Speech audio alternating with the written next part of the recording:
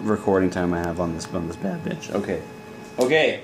So, we're here today with my fucking main dude, Chris. He works at a joint called Frontier Performance. Fuck, I wish I worked there. Yeah. He doesn't work at a place called Frontier Performance. He doesn't do anything. He just sits at home with his ass up his ass. Okay, so today we're talking about pressure testing and what it means to actually do stuff under pressure. Okay, so this is Cecil Birch made a video about this, and he covered it in about 9 minutes. We're going to try and do it in a little bit less, and hopefully more people will see it because nobody watches his channel and like a couple more people watch mine. Okay, so Chris, when I say pressure testing to you, what does that mean? What does it mean to do shit under pressure, to train martial arts and such under pressure? Well, in a martial arts context, I'd say it means to kind of take the things that you learn at a nice low speed, you know, complex human movements that you use to get your kung fu on, and see if you can employ them at higher speeds with more resistance against people who don't want it to get done to them. Whereas in training, you know, when you're learning it, everybody just reps and stuff, like they're helping you get it done practically, right? And so to invert that a bit. Yes. Right, so Cecil's elements of pressure testing are resisting opponent with opposing will and malevolent intent and freedom of action. Okay, so what this means is, one, a resisting opponent is that when I'm trying to do a move on Chris, he's trying to do it on me, we're not letting each other do it. We're providing resist. Like when Chris is like, when I grab Chris by the wrist, I'm not just like, and he can just move it around anyway. I'm like grabbing him. I'm gonna hold Chris. Okay, I'm gonna hold him. Opposing will means that he wants to, if he's the one defending, or if I'm doing the move on him, he has a reason to resist what I'm doing. He has to want to not let me do it. Malevolent intent is similar because malevolent intent means that my goal is to enforce my will on him. I'm going to do something. I say, look at Chris. He's my opponent. I'm going to fucking do stuff to Chris. I'm not just going to let him do everything he wants after we've agreed upon it. Exactly. So, and freedom of action means that he or I can do whatever we want, where it's not like, okay, Chris, here's how we're going to practice this move, right? So I'm going to say, okay, I'm going to do this, and you have to do this, and then I don't let him do it. If I don't let him do anything else, I can just do this move I can do whatever move I want all day. So, for example, when you see guys do, so like some guys, the way they get around this, having to train against resisting opponents, is the guy will resist, like, sort of at the start. Like, I'll be like, okay, Chris, I'm gonna fucking stick you. I won't stick him with the knife. I'll stick him with this. I'm gonna stick Chris like this, and I give it to him, and then after that, I stop, and then I'm like, okay, now do the move. That's not resisting, okay? That's not. Yeah. Oh wow, awesome, right? It's not the same thing as me grabbing Chris and trying to stick him, and I have freedom of action. I can do whatever I want. I can punch him and kick him. I can beat his ass. Are you looking for? Yeah, exactly. He can do all. Yeah, right.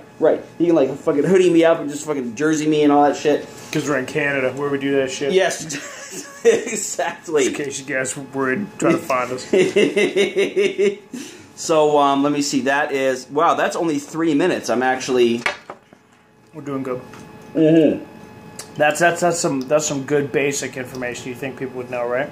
The thing is, people fucking ask me all the time. They say all the time, okay, so when I say this move is bullshit, they say, well, I do that in the gym all the time. It's like, well, they never really say if they do it against somebody who isn't letting them do it. They're like, well... Or somebody who isn't a total hobo. Right. Yeah, okay. Right. Like, I can do this move in the gym. That's not the same thing. Like, when I can do a lot of moves in the gym.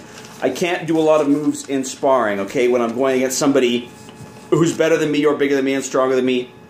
Or sometimes the move just sucks. Sometimes it's just not good. And I can do it on somebody that's letting me do it, but I can't do it on somebody who even has like a little bit of resistive power, even if they just kind of don't really want me to let me do it. Well, I mean, there's a category of movements, techniques, whatever the fuck you want to call it, which are not really of a high statistical prevalence, and they're in a group of kind of esoteric, low percentage movements that are really groovy and really cool and great to kind of, mentally masturbate to martial arts wise, because a lot of people come to martial arts through fancy pants, martial arts and movies. But I mean, then there's a group of boring fucking moves that win fights day in and day out, like almost jab cross. Yeah, jab cross, like Kimura armbar choke. Like, I mean, that's it. I mean, arm drags and suplexes. Right now, you know, it's cool to have some extra technology on your opponent as far as getting to those things. Right. But like, not a lot of people are like, you know, tearing gogoplatas off dudes these days. Right, right, and you would only do that really when you've exhausted your fundamentals and you're like, okay, I need to do something unusual, unorthodox to get this guy, to catch this guy off of his game. It's not the same thing as like, well, if I can do this wrist lock, this Kodegaishi or whatever, and Chris does like the break fall and his legs go that way. I'm actually immune to wrist locks too. So yes, right. So right, like I can't make that shit work on him at all.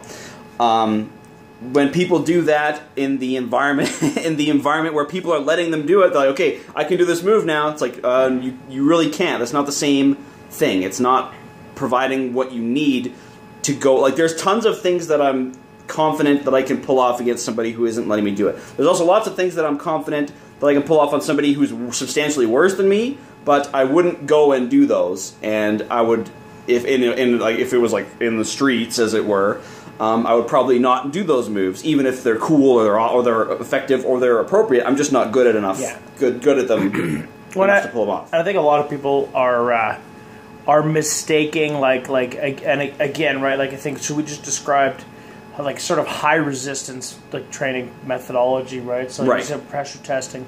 A lot of people are maybe mistaking, you know, like a role playing scenario for pressure testing. It's like, okay, we're going to role play. You're going to do roughly this. I'm going to do roughly that. And you're not going to do it too hard, but I kind of know what you're going to do. And they're saying, oh, this is pressure testing because it's not 100% choreographed. It's like 70% choreographed. Right. Right. And I mean, so I think getting that continuum between this is a role playing scenario where everyone knows what they're doing versus this is an actual non-consensual fight. Right. I think some people are too far to think that as soon as they get to the middle, they're in this non-consensual fight. It's just not the case. Right. As soon as the guy is just like, okay, grip my wrist hard. Okay, hard.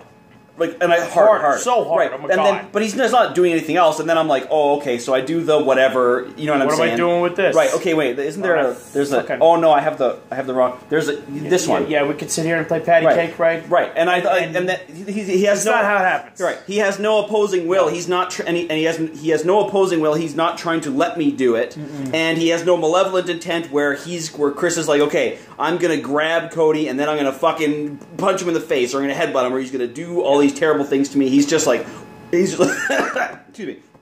He's like, well, okay, we're gonna rep this out and then we're gonna go home. It's not the same thing as... Yeah, that's a pressure test. It's absolutely not, right? Like, I've seen sexual scenarios that are more resistant. That are more like a fight. That are more non-consensual. Yeah. Well, I mean, consensual, but more like a fight. Right. Yes. Right. Right. I mean, like with more malevolent intent. Right. Yes. I mean, that's the thing is you have to bring your martial arts pressure testing beyond the level of a bondage dungeon.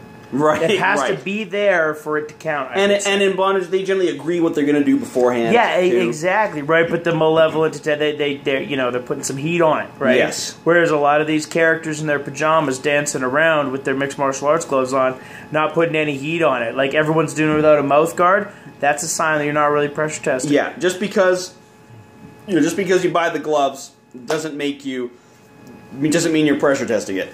Yeah. You can evaluate pressure testing. Like if you don't have fist helmets, like you can evaluate whether you're pressure testing by how many percentage chance you clean blood off the mats. Right. Right, because somebody's going to get popped in the nose. Yes. It's just the way it goes. Right. Unless you have fist helmets, in which case you can beat the hell out of each other. But most people aren't willing to put in cash for the helmets. And they're not willing to put in the, They're also not willing to put in the sweat or the blood either. Yeah, the sweat or the blood, right? They're not willing to take a potato peeler to their soul just to know if their kung fu works out for real. Right. It's a big, a lot of this stuff that they call resistive or whatever is really, it's just like another phase of the ego massage, right? They're like, oh, sweet. Okay, so here's our guy, and I'm gonna do this, and you're gonna when I get the move, you're going to let me do it, and it's just not, that's not good, there's no way, because when we get into it for real, And I'm like, okay, me and Chris are in a fight for real, and I'm gonna do my cool move, and Chris is like, no, you're not. I don't know what to do now because nobody's ever given me this feedback. Nobody's ever not let me do it. Yeah.